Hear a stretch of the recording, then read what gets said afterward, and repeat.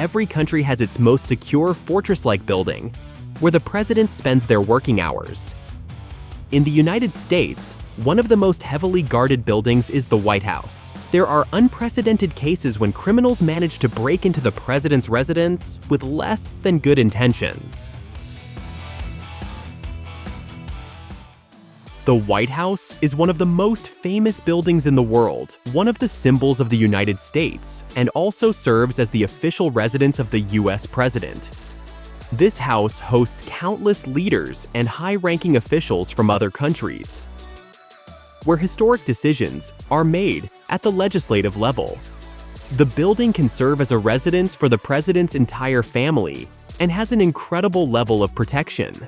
Throughout the entire existence of the White House, there have been numerous attempts to break into this building with the aim of targeting high-ranking officials. For example, in 2014, a man entered the residence grounds with 800 rounds of ammunition and weapons in his car. In 2017, 16 minutes after breaching the restricted area, another intruder was detained with a letter he intended to deliver to the head of state. What motivated these people to try to infiltrate such a heavily guarded facility remains an open question.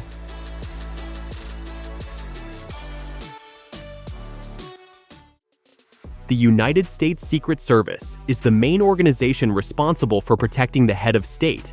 It employs approximately 5,000 people, including 2,500 special agents, 1,300 police officers, and 700 technical and administrative staff. Preview 2. The life of the US president depends on Secret Service personnel and police officers involved in security. It is necessary to eliminate a potential threat within seconds. Any US citizen between the ages of 21 and 43 with excellent health, good physical shape, 100% vision, and a perfect background can work in this service. In addition, it is necessary to pass a drug test and an interview with a polygraph. After a successful interview, the candidate can work in various departments of the service. The first area of activity, Special Agent, involves direct personnel responsible for covering and protecting the president. This position is highly competitive. In 2011, the Secret Service hired only 1% of applicants for this role. The second area, Uniformed Officers, involves ensuring the security of the White House complex, the Vice President's residence, the Department of the Treasury buildings, and foreign diplomatic missions in Washington, as well as providing transportation security. There are also special officers who monitor the movement of people at Secret Service facilities and handle the monitoring and operation of communication equipment.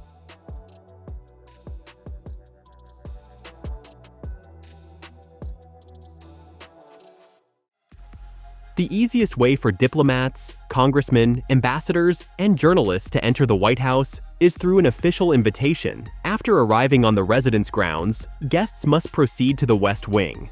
The invited person needs to press a button on the intercom and state their first and last name. If the person is on the guest list, they will be invited inside. Next comes an identity document check and screening for any type of weapon, including chemical and radiation-based threats. Entry is also denied to anyone with a record of physical violence or fraud. Of course, if the visitor is a foreign head of state, such checks are not entirely appropriate. The president of another country arrives in an armored car at the central entrance, where the US president typically greets them. The airspace over the designated area of the White House is restricted. No plane, helicopter, or unmanned aerial vehicle is allowed to cross the airspace above the residence, with the sole exception of the presidential helicopter. Since the head of state often walks in the inner courtyard, the Secret Service ensures aerial security against drones that could drop explosives or disperse toxic substances. Special installations are in place to jam drone control signals, and if necessary, a small anti-aircraft system can shoot down the UAV. Outside the White House grounds, anti-aircraft missile systems are stationed in case of more serious airborne threats. These measures were reinforced after the September 11, 2001 terrorist attacks, when hijackers crashed a civilian airplane into the Twin Towers. During the US president's walks in the courtyard, snipers appear on the building's roof, capable of neutralizing a potential threat within seconds.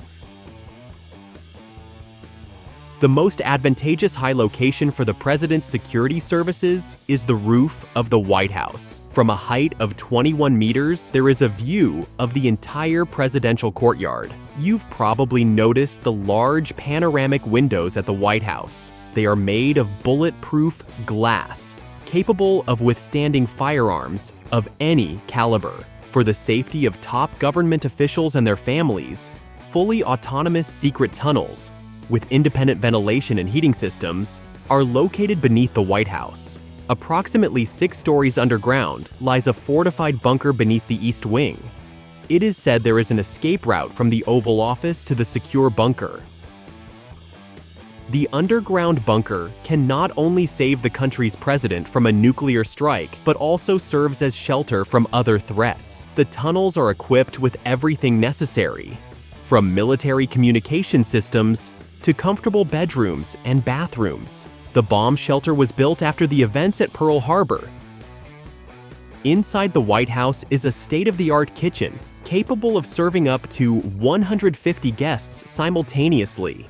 5 chefs work there, and they are among the most confidential employees of the Secret Service. The origin and delivery routes of the ingredients used to prepare various culinary masterpieces remain a secret. However, it is reliably known that both food and beverages undergo multiple sanitary and epidemiological inspections. Around the perimeter of the building and courtyard, motion detectors, sensors, and day and night vision cameras are installed. The Secret Service's monitoring division, thermal imaging cameras, and monoculars in surveillance systems allow for detecting intruders even in complete darkness. Canine units and service dogs play a vital role in protecting top officials. These 4-legged guards refine their skills to sense danger from a distance, promptly detect explosive devices, and alert police officers or Secret Service personnel. When identifying a potential explosive, the dog must not touch it, but only notify the handler. Additionally, security dogs can assist in repelling attacks on officers or intervening in crimes related to the safety of high-ranking officials.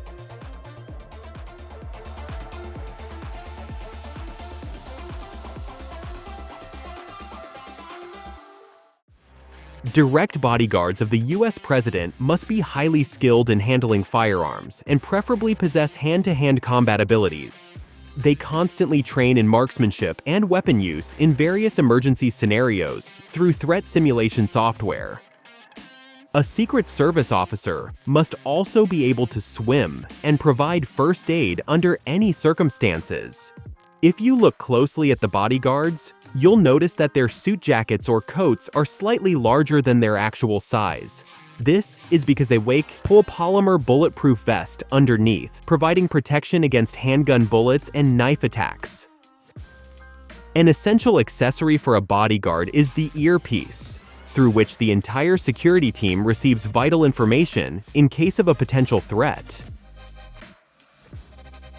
You may also notice that some bodyguards carry a bulletproof folder or briefcase. Inside these items are metal or ceramic plates designed to protect against various types of firearms. This person always stays close to the president and can shield him from an attacker if danger arises.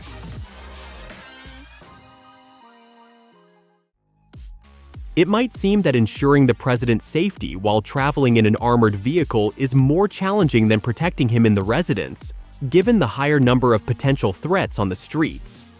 However, a curious incident occurred in 2014 when an armed intruder managed to bypass security and enter the White House. The perpetrator climbed over a section of the fence where sharp spikes were missing, and the agent with the guard dog was distracted, talking on his mobile phone.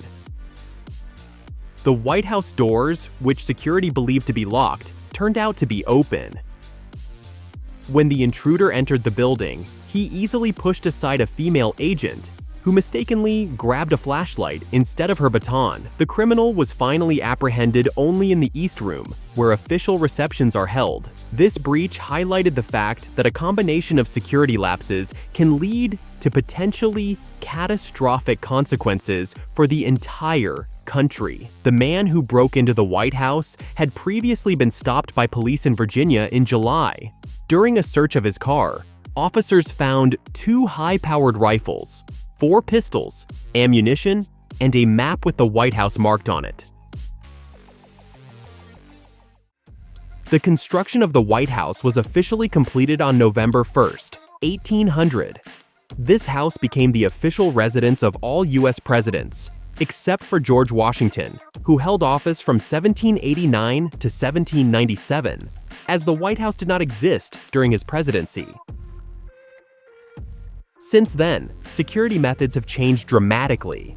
At that time, there was no aerial threat from drones, nor were there modern sniper rifles. Bulletproof glass and drone countermeasures were unheard of and seemed like science fiction.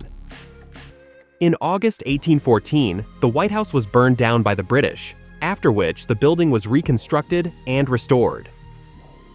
At the time, the president's residence was referred to by various names: the President's Palace, the President's Mansion, or the President's House. The first recorded instance of the public calling it the White House dates back to 1811. It is known that the famous Oval Office was not part of the original construction plan. It was only after renovations in the early 20th century that the West Wing, along with the Oval Office, was built. Since 1909, the president's workspace has been located in the Oval Office within this wing of the building. In 1942, an underground bomb shelter was constructed. A lesser-known fact is that in 1948, the White House was at risk of collapsing. President Truman was forced to initiate reconstruction, during which he moved to the Blair House across the street, living and working there from 1949 to 1951. Since the 1980s, only cosmetic repairs have been carried out at the presidential residence. Currently, the White House is in good technical condition.